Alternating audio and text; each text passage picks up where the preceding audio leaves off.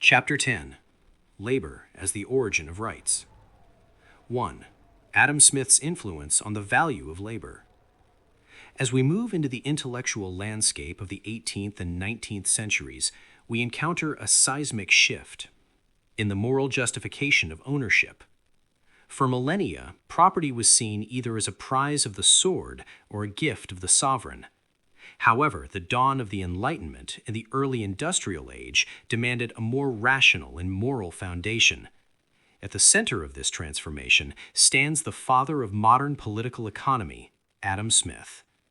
In his seminal 1776 work, The Wealth of Nations, Smith famously declared, "The property which every man has in his own labor, as it is the original foundation of all other property, so it is the most sacred and inviolable." Before Smith, land was often viewed as a static, natural resource. Smith, however, reframed the entire concept of wealth by arguing that the earth in its raw state is virtually worthless. It is only through the imprint of man, the sweat, the ingenuity, and the physical toil of the laborer, that the common becomes valuable and private. Smith's influence was profound because he moved the moral justification of property from the past, who got there first or who inherited it, to the present, who was actively working it. He argued that when a man clears a dense forest, drains a stagnant swamp, and plants a crop, he is literally mixing his own life force with the soil. His labor becomes inseparable from the land. Therefore, to seize the land is not merely to take a piece of dirt, it is to steal the man's very life force and time. This gospel of work provided the rising middle class with a powerful moral shield against the idle aristocracy who owned the world simply because of their names. However, Smith's theory carried a hidden radical seed that he himself was reluctant to water. If labor is the only legitimate source of property, then the landlord who does no labor, the sleeping partner of the economy, has no sacred right to the harvest. While Smith intended to justify the wealth of the industrious merchant, he inadvertently handed the socialists their most potent weapon, the idea that all wealth belongs solely to the producer. This explores how the sanctity of the plow replaced the right of the sword, creating a world where every man claimed his titles were written in the calluses of his hands. Yet it also sets the stage for a tragic irony. As the industrial system grew, it began to separate the worker from the very tools and land he worked, creating a massive class of people who labored more than anyone else, but owned absolutely nothing. 2. The argument that labor destroys property. Building upon the foundations laid by Smith and Locke, a paradoxical and disturbing argument began to emerge in the 19th century, one that turned the gospel of work into a revolutionary weapon. If labor is the only true source of property, then private property, in its permanent and hereditary form, is actually the greatest enemy of labor.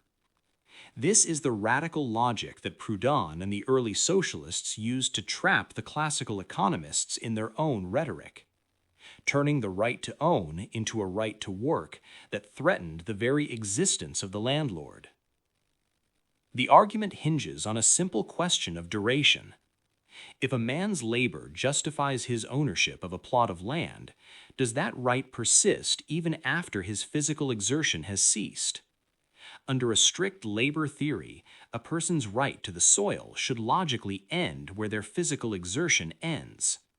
However, the legal reality of property allows a person to fence off a field once, and then, for the rest of their life and the lives of their descendants, demand a portion of the harvest from anyone else who works it. This led to the devastating conclusion that labor destroys property. Because labor is an ongoing, dynamic expenditure of life, it creates a new right every single day.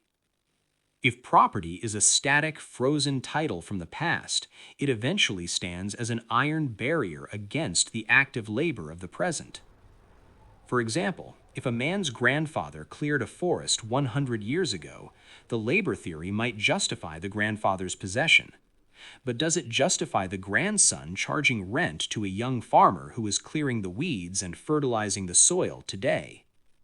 To the radical theorist, the labor theory proved that property should be a fluid possession based on current work, rather than a permanent right that allows the dead to rule over the living. Furthermore, the act of laboring for another creates a legal vacuum that undermines the concept of ownership. If a worker uses the master's tools to create a product, the master claims the product because he owns the means. But if labor is the only source of right, then the worker, the one who actually expended the life force and added the value, should be the moral owner. Therefore, every hour a laborer spends working on a private estate for a wage is an hour where the principle of labor is being used to violate the principle of property. In this view, the sanctity of labor doesn't protect the landlord's title, it demands its total abolition. It transforms the earth into a space where to work is to own, and to stop working is to let go. The labor theory thus becomes a self-destruct mechanism for the capitalist. By saying work creates property, you accidentally say the worker should own the factory, which effectively destroys the property of the one who does not work. 3. Distinguishing the right to product from the right to means. To navigate the logical chaos created by the labor theory of value, 19th century thinkers had to perform a delicate legal surgery, most notably Proudhon and the early socialists.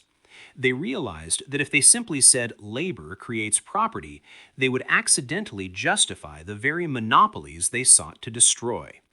To solve this, they introduced a distinction that remains the thin, razor-sharp line between modern capitalism and social justice: the separation of the right to the product from the right to the means of production.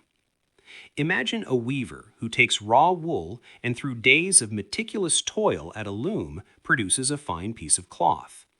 According to the right to the product, that cloth is indisputably his.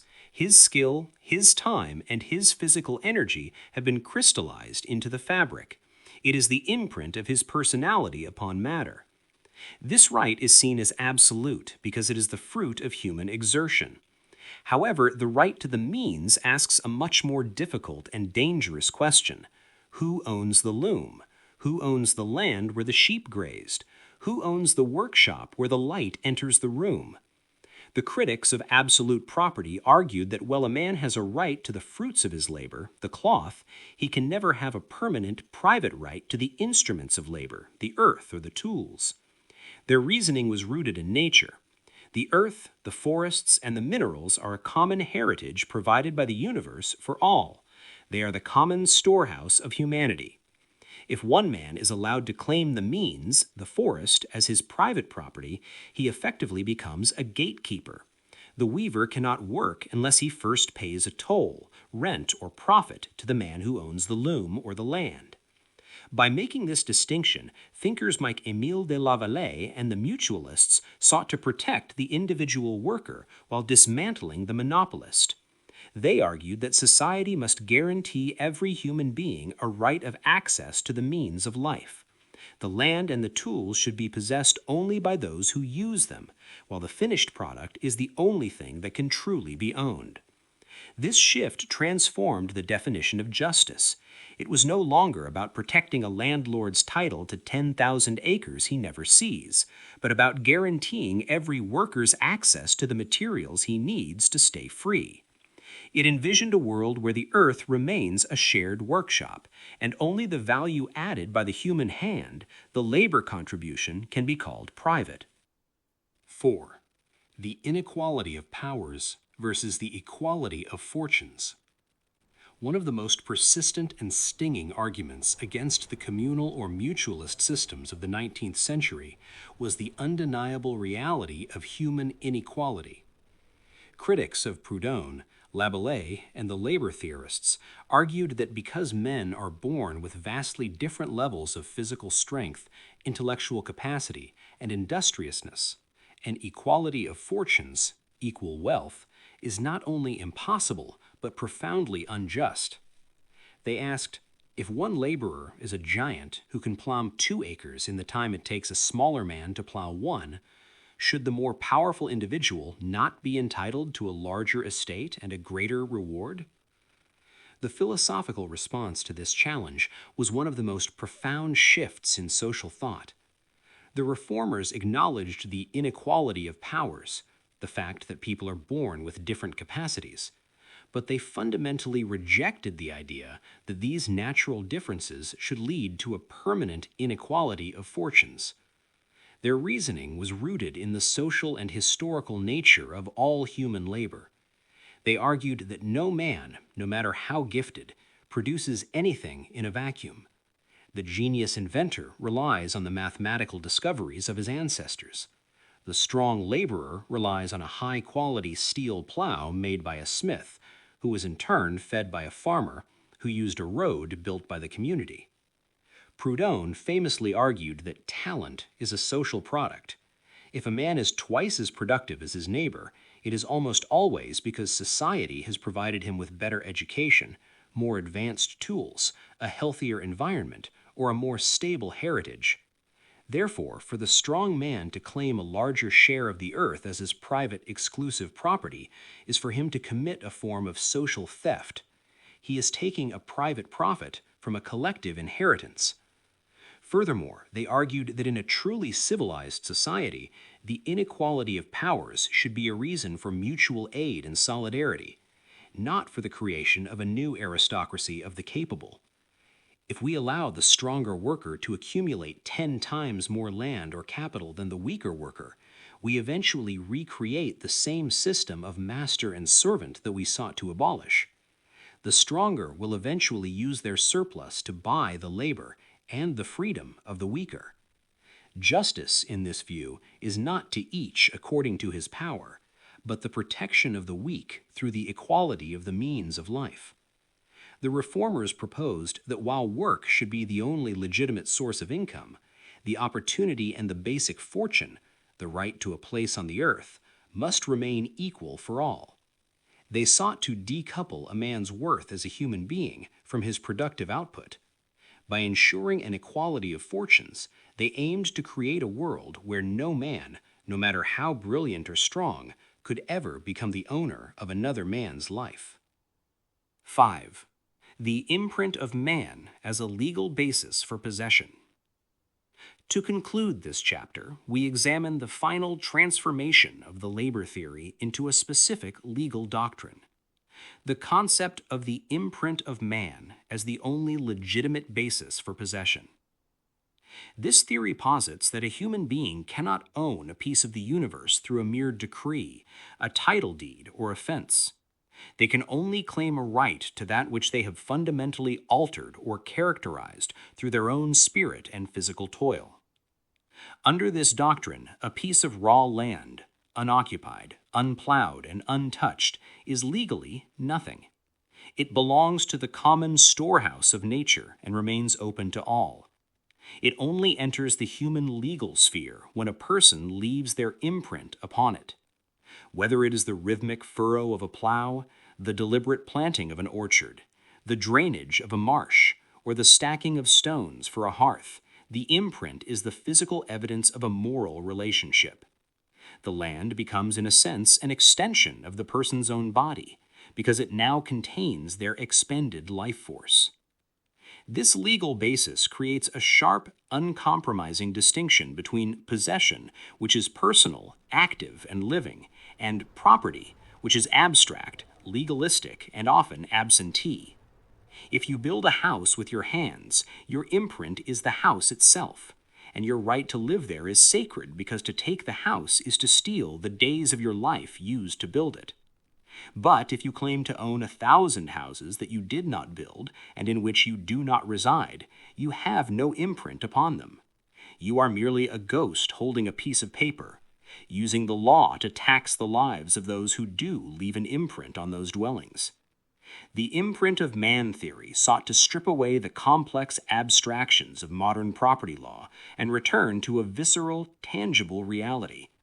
It argued that the earth belongs to the living and to the workers whose sweat has actually soaked into the soil.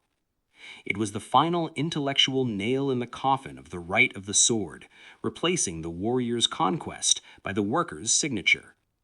By defining right as an imprint, the reformers aimed to ensure that no man could ever own more than he could personally characterize with his own labor, effectively ending the era of the great land monopolies.